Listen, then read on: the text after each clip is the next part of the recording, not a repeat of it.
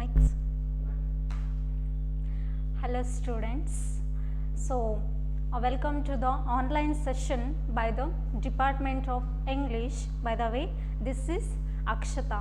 So today I am going to give you an introductory class about first PUC English textbook.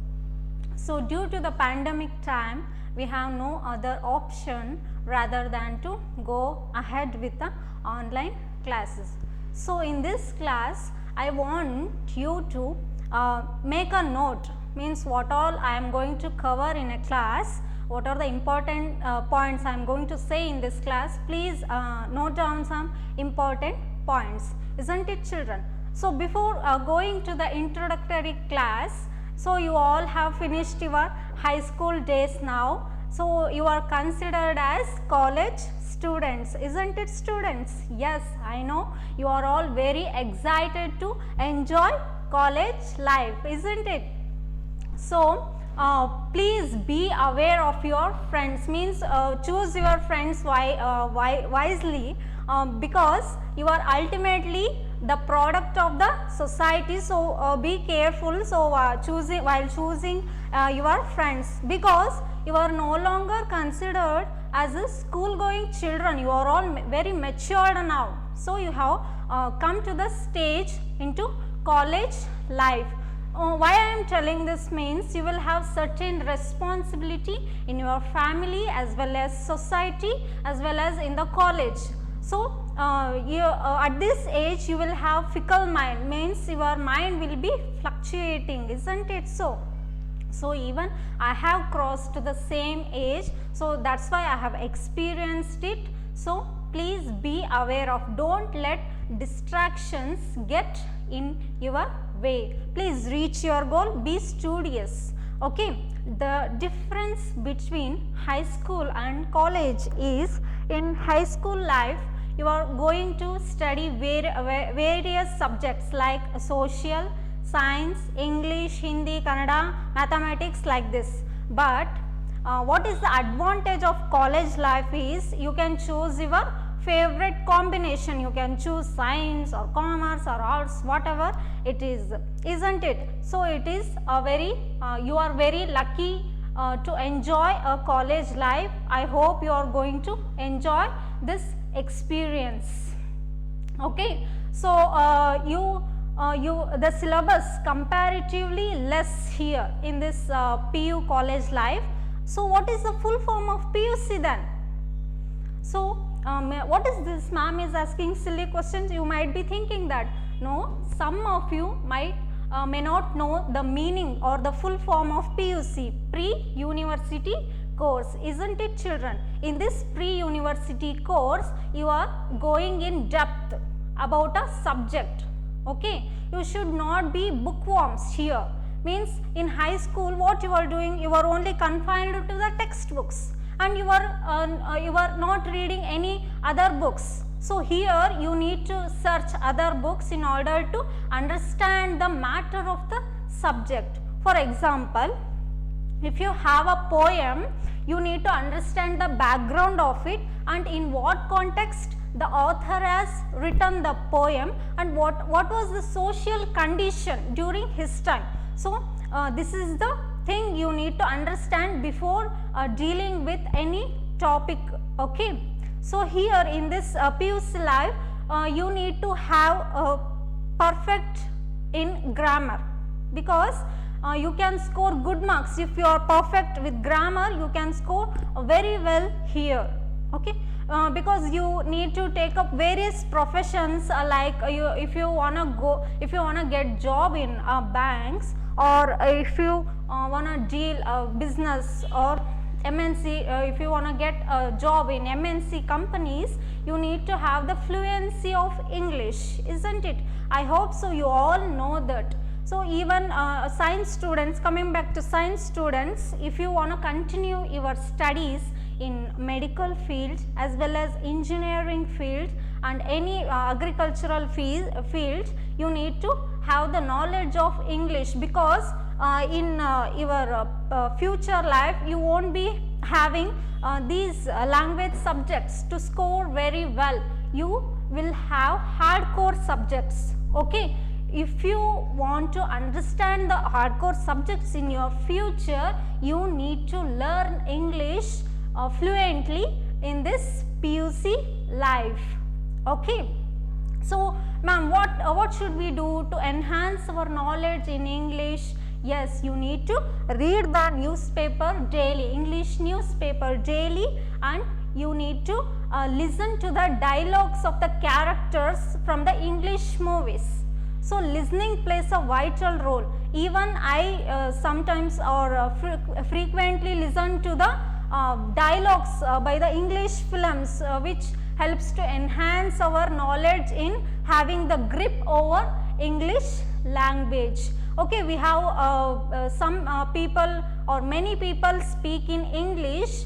They will have cultural influence or language influence. What do you mean by cultural influence or language influence? Yes, means while talking, their accent of English will be based on their language, mother tongue. Okay, for example, if my mother tongue is Kannada, my accent of English will be like, it sounds like Kannada only. If I am talking in English, it sounds like Kannada. Okay, so you have to come over that. Okay, for 12 or 13 years, I think since childhood we have been learning English, even though we can't speak English fluently. Why is this so? Because of our ignorance, children. We ignore it. Many rural students, rural areas, they consider English as a tough subject. So, so we are not able to speak in English fluently because of our ignorance and as well as our mindset. So, here English is, according to me, it's a very simple language as well as easy language.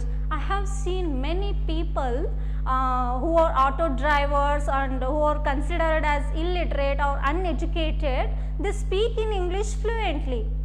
Okay, because English is so easy that you can by listening to it or by practicing daily, you can speak English fluently, because English is a global language.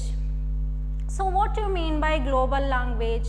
So even outside of the country like USA and UK, many people speak in English and they can read and write in English. If you include people who speak English as their second language, it is estimated around 1 billion people around the world who speak English as a second language.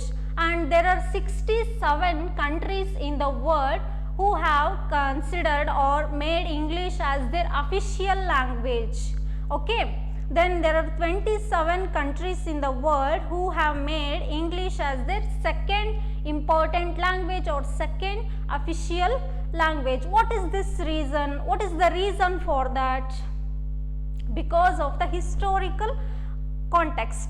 When we look into the history, we can see throughout centuries, British expanded their empire and they ruled over many different countries, and they forced the people to speak in English. Even in many countries, people speak in English even if it is not their mother tongue, children, because of the colonization.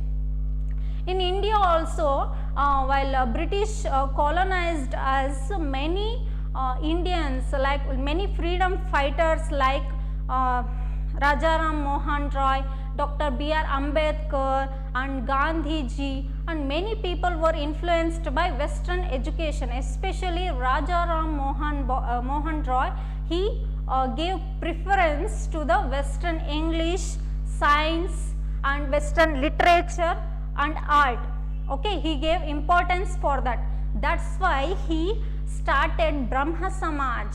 Brahma Samaj, it played very vital role in reformation and in reforming and modernizing Indian systems. So, Rajaram Mohan Roy wants to liberate India from the chains of Sati system, child marriage and everything. Okay, the main targets of this Brahma Samaj is to remove these social evils. Even though Dr. B.R. Ambedkar, even also he is influenced by the Western literatures. That's why he fought for untouchability and he fought against, he fought for the Dalits. Okay, Rajaram Mohan Roy established many schools. Okay, and he replaced Sanskrit education system with Western education system. Why is this so? Why you can ask me, ma'am, how did they got so much of knowledge in that age only? You can ask me. Because of Renaissance or rebirth, you can call it as rebirth. Renaissance, it started from 14th century to 17th century. What is Renaissance rebirth? Reinvention of the classical art, literature and science. It leads to the massive inventions of the machineries there. So many factories were implemented like this, many technologies took place in that era only. Okay. Then in 1450, I think Gutenberg invented printing press. Okay, he invented printing press that leads to bounce of ideas from one another. So communication became very easy by the invention of, yes, by the invention of printing press. So this Britishers, what they did, wherever they go or wherever they go and colonize, they start to translate the native works into English. For example, they colonized India. They didn't go simply. Okay, they translated our Vedic scripts. Okay, our Vedic scripts and many dramas, Abhignana Shakuntala, like many dramas were translated into English. Like this, they invaded many countries around the world and they translated all the works into English. That's why English become universal language as well as global language. Even though it has complicated past, it has a bright future. The job opportunities will be more who are fluent in English. So why I am telling this means, please be fluent in English so you can enhance your knowledge as well as to get the opportunities in your future. I want to tell you one thing, Kannada Shri Rakshe, English Padarakshe, means wherever you go, if you want to survive, you need to have the knowledge of English. So that is the main thing I want to discuss in this, I discussed in this class. Okay. So here you are going to, in this first PUC class, you are going to deal with the two books. Okay.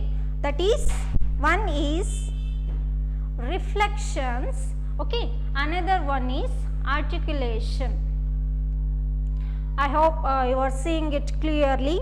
One is Reflections, another one is Articulation. You will be having 50 marks from this reflection book for your exam. Another 50 marks is from the grammar book, that is Articulation. Another 50 marks you will be having for the exam. Okay. So you need to buy this grammar book, because please don't borrow it from your seniors. Okay, they have worked in it, so it will be difficult for you to complete the workbook. After every completion of each topic, please get the signature from your teachers. Okay, please don't borrow it. You can borrow this reflection book. Okay, borrow from your seniors or your elders, like that. Please don't borrow this. Please buy this grammar book. Okay, in this reflections you will be having 13 chapters. So 6 comes under poetry section and 7 comes under prose sections. So in that 7 prose you will have a drama, that is Watchman of the Lake, written by R.K. Narayan, that holds a weightage. Okay, because you can expect 1 marks, 4 marks question and as well as 6 marks question. So that drama holds a weightage here, so please concentrate on that drama. Okay, let us move on to the contents, children. What are the contents you have in the reflection book? Okay, first one, The Gentleman of the Jungle, written by Jomo Kenyatta. Jomo Kenyatta is an African political leader. Okay, The Gentleman of the Jungle is actually a fable. Fable means where the characters will be animals. Okay, means a moral story is conveyed through the characters of animals. That is called fable. So The Gentleman of the Jungle is also a fable written by Jomo Kenyatta. It is about colonization and power and fear, rebelness. The theme of everything includes in this chapter. Okay, here Jomo Kenyatta explains about the suppression of the Britishers. Okay, next, The Schoolboy, written by William Blake. So William Blake, he belongs to London. Okay, the schoolboy here, the speaker shows the disadvantages of formal education. What do you mean by formal education, children? Yes, formal education means where children are supposed to sit within the 4 walls and they are made to listen to the teachers. So that is called as formal education. So William Blake speaks about that in The Schoolboy. Actually it is a poem. Okay, next, Around a Medicinal Creeper. It is written by K.P. Purnachandra Tejasvi. So you all know his name. I think you are all familiar with his name. Can you guess who is he? Yes, I can hear someone saying yes. Yes, he is the son of Kuvempu. Okay, he has written Around a Medicinal Creeper. Actually it is originally written in Kannada. Later on it is translated into English. So you have translated version here. You have two translated lessons that are Around a Medicinal Creeper by K.P. Purnachandra Tejasvi and Oru Manusham. It was written by Vaikom Muhammad Bashir. Okay, Oru Manusham is a Malayalam work, so it is translated into English. Next, these are two works that are translated into English. Next, coming to the poem section, you have 3 poems that have been translated into English. Let us have a quick look at these 3 poems. If I Was a Tree, originally written in Kannada by Moodnakudu Chinnaswamy. Okay, then The Farmer's Wife, written by Olga. Olga is the pen name of the author. The original author is Lalita Kumari. Okay, this is the original name. So Olga is the pen name of her.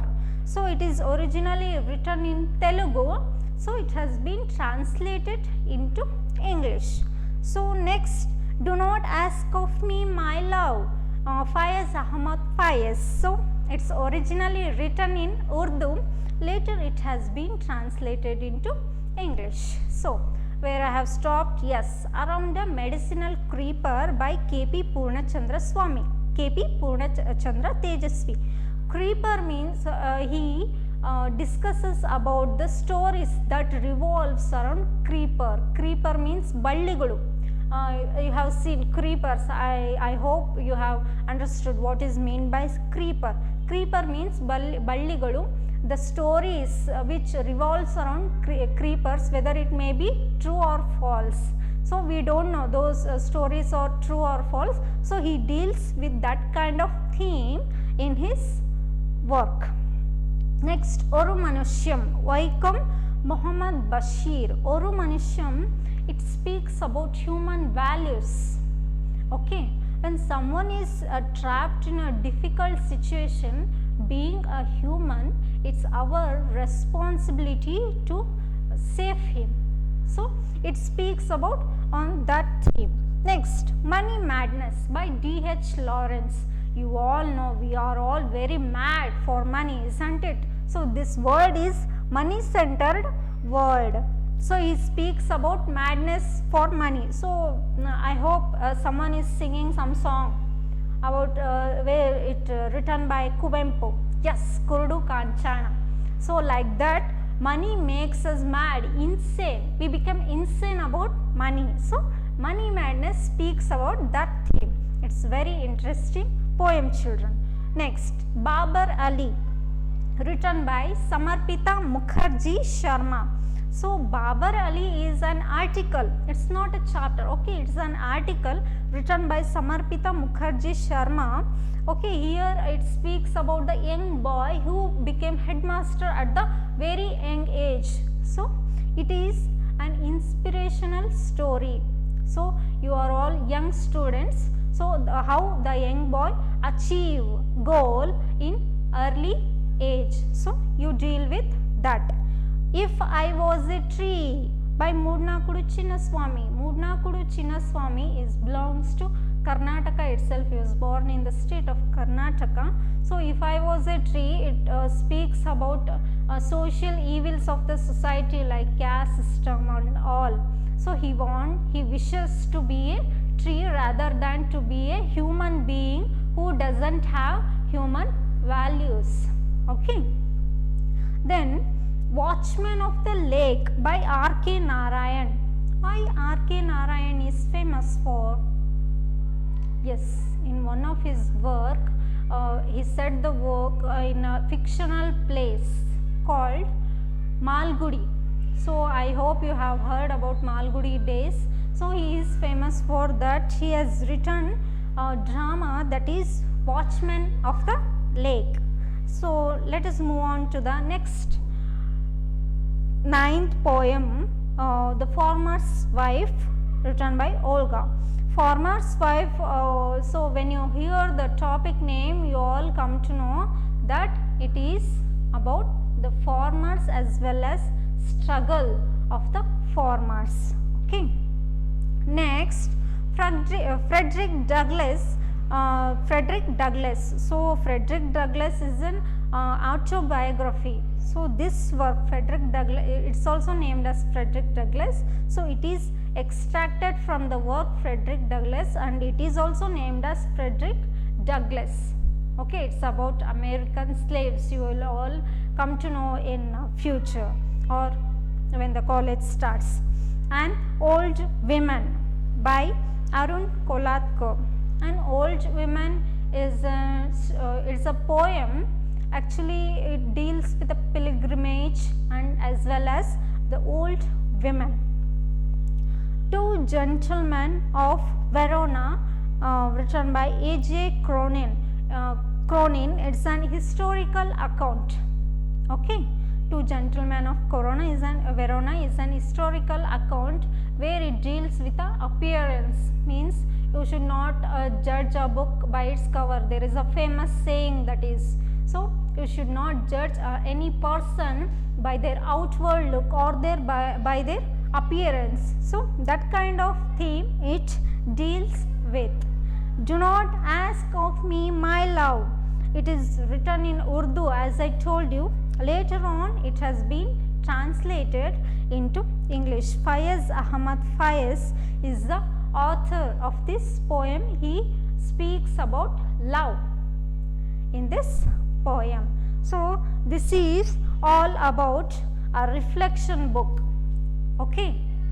Then let's move on to the articulation, that is a grammar book. Here in this grammar book you will have simple and effective grammar. Okay, you have studied in your high school days, even though it is a continuation part of it. Okay, so let us move. Articles. First thing you will be having in this book, the first thing, articles. So it is the basic grammar. Articles means all of us know a and the, A and is an indefinite articles and the is a definite article. We all know that. But when we are writing a sentence or when we are using it, okay, while we are talking, we become aware of that. We should be aware of the articles, especially in writing the answers in your exams. So you need to have the knowledge of articles. Many of us use the in the place of an and an in the place of a unnecessarily. So you should not do that. So you will have the continuation part of it where you have studied in your high school days. Okay, next, prepositions. Okay, what you mean by prepositions? Yes, prepositions means pre means before. Okay, position means place. Preposition means which indicates placement, that is called preposition. That's it, isn't it? So what are the prepositions? You all know: in, on, above, under. So these are called prepositions, isn't it? I know you all know that, but there are two types of preposition you will come across in this topic, that is simple as well as complex preposition. Simple means only one word prepositions you will have, that is in, on, above, under. I told you. Complex preposition means how to use in spite of, despite of, in front of. So those are called as complex prepositions. So you will learn in detail about the complex prepositions. Next, verbs. What do you mean by verbs? Kriya padagalu. We say in Kannada as Kriya padagalu, isn't it? So where we use those verbs? Verbs are used in a sentences, isn't it? Yes, we use those verbs in a sentences, but many of us don't know the usage, correct usage of the verbs. We use verbs in tenses also, in past tense, present tense, future tense, present perfect tense, present perfect continuous tense, simple present tense, simple past tense. So in every tenses we are going to deal with the verbs. So you will all come to know the usage of the verbs in this topic, under this topic. Next, subject verb agreement. What do you mean by subject verb agreement? So give you work to your brain. So give work to your brain. Yes, subject verb agreement means, subject means it is considered as noun.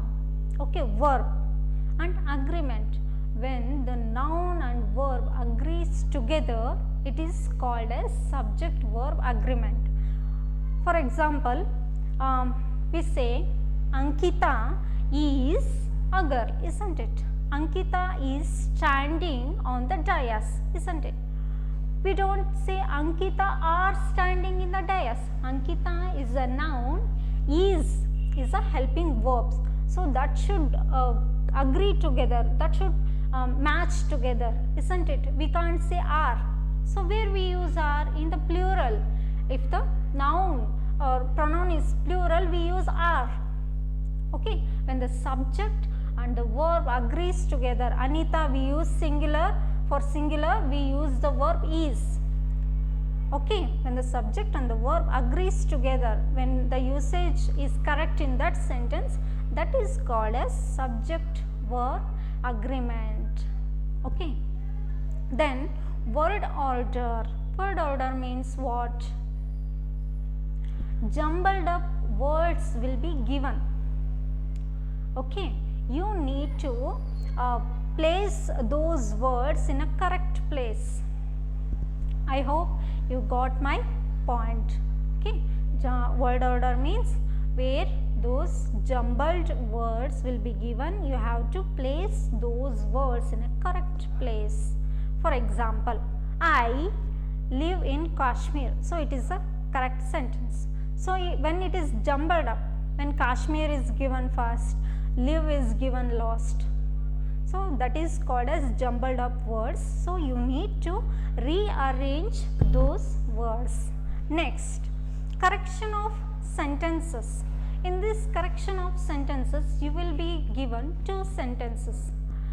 You need to rectify what had gone wrong in that sentence. Whether it may be a verb, whether it may be a preposition, okay, something had gone wrong in that sentence. You need to identify what had went wrong in that sentences. Okay, I hope you got my point. Next, question forms. So, if you are given a question, if we give you a question, and it will be very easy for you to write answers. But if you are given an answer, then if you are asked to frame a question based on that answer, it will be very difficult for you. You will be panic, isn't it? So here you will study the usage, the formation of the question forms. How to form the questions? WH questions. WH means which, when, where, whose, what. So these are called as WH questions, and the usage of those questions. For example, you will ask what is the time by your watch. You don't ask which is the time by your watch. Means the usage of WH questions also you will study here. Then do forms questions. What are the do forms? Yes, do forms means do, does, did. Okay, when you frame a questions by using the auxiliary verbs or helping verbs by using do, does, did, that is called do form questions. So you will also learn about the usage of do forms questions, children. Okay, next, in that question form you come across question tag. What do you mean by question tag then? For example, you are a girl, aren't you? So aren't you is the question tag. If the sentence is positive, the question tag will be negative. If the question tag is negative, the sentence will be the positive. So, okay, I hope you got my point. In that question form, you come across WH questions, do form questions, then question tag you will learn here. Text, passage for comprehension. Passage. So, you will be very happy when you find a passage in your question paper, isn't it? They have give you for your comprehension only. Means what most of the students I have observed, they will look after the questions rather than reading the passage first. First read the passage. So they will not give you they haven't give you to score very well in the exams. They have given you for your comprehension, to test your comprehension ability. So please read the passage first. Okay, passage first, then go to the questions, and then it will be easy to rectify the answers. If you read the passage carefully, line by line, then it will be very easy to answer your questions. You can easily identify where the answer is. Okay, please do that. Then dictionary use, the usage of words in the dictionary. So that thing you will come across in dictionary use, children. Next, sources of information, then interpretation of advertisement and schedules. What is meant by interpretation of advertisement and schedules? I will give you an example, children. Okay, you will be given an advertisement or schedule. Okay, for example, train arrival time 8 o'clock, train departing time 8:30, train departs to Mumbai. So this will be the schedule they will be given. So below that questions will be raised on that schedule, based on that schedule. For example, at what time the train departs to? At 8:30, the answer will be there above. So at 8:30 the train departs. Where it departs to? It departs to Mumbai. The answers will be in the schedule only. So, you need to look at that and you need to answer those questions. Okay. Then letter writing. So, many of us follow the previous method of writing a letter. So, you will learn advanced method of writing a letter. I know you have you are very well the personal letter as well as official letter. So, you are going to study in detail in this PUC live. Then email writing, how to email to your friends or something relatives like that. So, you are going to learn about email also. See what are the advancement you have, means what are the things you are using, that's only is in the textbook. Then language functions. So, you will read about homophones, homonyms and everything you will read here, and dialogue conversation in and under language function. So, what do you mean by homophones and homonyms? Homophones means the words will be different but the sound will be same. So, that is called homophone. Homonyms means where the words remains same and the sound also it sounds same, but the context where the word used in the different context, that is different there. So, that is homophones and homonyms. Later on you will get to know what are homophones and what are homonyms and how to write a dialogue conversation. Dialogue conversation is very important. In exams you will be given an imaginary situation where you are supposed to imagine the consequences and write the dialogues. Okay. In another thing I want to tell you, that is half dialogue will be given. So, you need to complete that dialogue. So, you will all come to know later what is dialogue writing and how it will be used. So, let us move on to the question paper. So, question paper, there is no difference. Okay, in high school also you are writing exams for 100 marks. Here also you will be writing exams for 100 marks. So, first main, so the reflection book. So, from this book reflection you will be having questions for 50 marks. Then another, from the book of articulation you will be having 50 marks. So, 50 total 100 marks you are going to write the exam. So, I am just giving you the pattern, because when you come to know about the pattern it will be very easy to deal in your exams, because you will have the portrait in your mind. Okay, if I give you clue how will be the question paper, so it will be very easy to deal with. So, let us move on to the question papers. Question paper, model question paper. Textbook reflection, it is for 50 marks. Okay. Workbook articulation, which comes under 50 marks, total 100 marks. Okay. Reflection, it is a course book or textbook. Okay, articulation is a grammar book, reflection is a first PUC course book or textbook, articulation is the first PUC grammar book. So, under reflection it is for 50 marks, 50 marks is divided into like this. First main consists of 12 questions, okay, each carries 1 marks. So, total 12 marks. You need to write the answer in a word or in a sentence or in a phrase. Okay. These 12 questions will be extracted from the textbook itself. Please go through the textbook carefully. Okay. As I told you, the questions will be taken out from the textbook. Next, 8 into 4 means you will be given 10 questions. Okay. In that 10 questions, you need to select any 8. In that 8, 2 questions must be from the poetry section. Remember this, it is mandatory, because in the heading only they will be they have given in that question paper itself.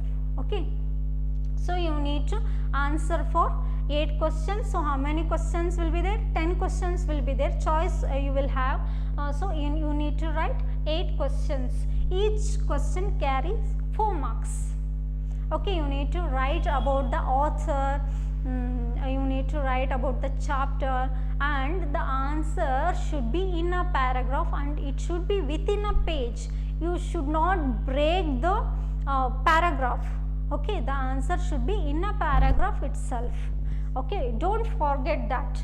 Then 6 into 1 means one question you need to answer, that is, wait, a little clarification I want here.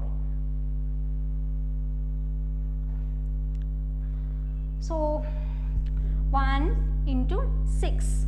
Okay, one question will be asked, that is for 6 marks. Okay, in that one question you need to write about the author and a chapter introduction, then about a theme, synopsis, conclusion part, everything you need to write. The answer should be minimum 1.5 page. This is for 6 marks. Okay, so the answer should be minimum 1.5 page, and you can extend that answer also. Okay, there is no problem if you extend the answer, but please don't write the answer within a 1.5 page. Okay, please extend that, no problem. Then coming to the grammar part, it is for 50 marks. Articulation book, okay, it is for 50 marks. 50 marks is divided into like this. Comprehension passage, as I told you, passage will be given, and 10 marks for passage. Each question carry 1 marks. So total 10 marks. Okay. Then articles and prepositions. So as I told you, what had gone wrong in that sentence, you need to rectify and you need to fill the blanks there. Articles and prepositions, I think it is a very easy concept. For if you write one word, you will get 1 point. So you can take advantage of this grammar. Okay, if you study hard and if you go through it carefully, means what are the instructions are given, you need to follow that. Then if you go through the textbook, okay, articulation textbook carefully, if you read well the textbook, so it will be very easy for you to answer this grammar part. Next, verbs, that is for 4 marks. Okay, then subject verb agreement for 3 marks. It's also will be very easy, children. Correction of sentences, that is for 2 marks. Then rewrite as directed, that is for 6 marks. Under rewrite as directed, you will come across homophones, homonyms, correction of sentences with the right form of verb, rearrange the segments to form a meaningful sentence, question tag, question beginning with right form of do, WH question. So these are the things. Okay, you need you want me to repeat it again? So under rewrite as directed, you will be having homophones and homonyms. Okay, then correction of sentences with the right form of verb. Next, rearranging the segments to form a meaningful sentence. Then question tag, then question beginning with right form of do, then WH questions. So these are the things that comes under rewrite as directed, and it is for 6 marks. Okay. Interpretation of advertisement and schedule, it is for 4 marks, children. Okay. Then letter writing. So the format of the letter will be for 2 marks, and for the body of the letter you will be having 3 marks. You can score in letter writing also, it is for 5 marks. Then language functions, it is for 12 marks. Okay, under language functions, what all what all the things you will have? 5 marks for match the following. Okay, 12 marks is divided into like this. Okay, 5 marks for match the following, 4 marks to complete the dialogue. As I told you, half dialogue will be given and you need to complete the dialogue. Okay, then another 3 marks for dialogue writing, where you will be given an imaginary situation. You need to imagine the situation and you need to write the dialogue. Okay, so this is the end of the question paper pattern. So I hope you all you all come to know about the question paper pattern.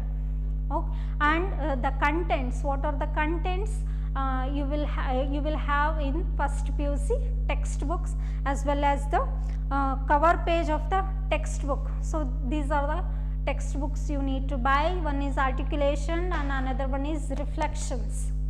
So thank you children. In the next class I am going to deal with a poem. Okay, it is a second unit, the poem Schoolboy, written by William Blake. So we will meet you in the next class. Thank you children. Thank you.